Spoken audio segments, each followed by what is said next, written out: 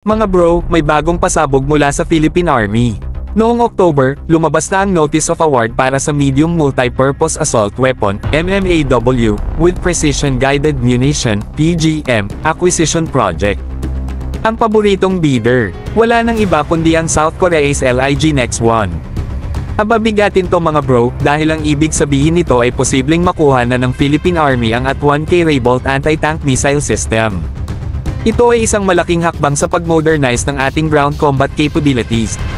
Ang Raybolt ay kilala sa pagiging versatile at deadly, kaya naman perfect ito para sa mga armored threats na pwedeng harapin ng ating tropa.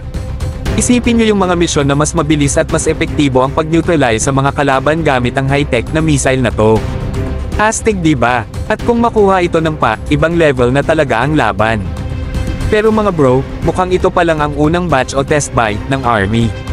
Ang maganda dito, inilipat na ng Philippine Army ang acquisition ng small arms at infantry weapons sa capital outlay acquisitions, hindi na lang sa AFP modernization program. Ibig sabihin, hindi lang on time big time, ang galawan, pwede na nating asahan na taon-taon, may mga darating na bago at makabagong armas. Hindi lang ito simple purchase. Ito ay strategic move para sa mas sustainable at mas planadong pagpapalakas ng ating ground forces. Kapag naging matagumpay ang paggamit ng Raybolt, magiging bukas ang pinto para sa mas marami pang similar systems na mas advanced. At kung matuloy-tuloy ito, magle-level up na talaga ang ating military readiness at combat effectiveness. Ang pagdadala ng ganitong mga kagamitan ay may kaakibat na training at pagdevelop ng ating mga sundalo para siguradong maximize ang kanilang capability.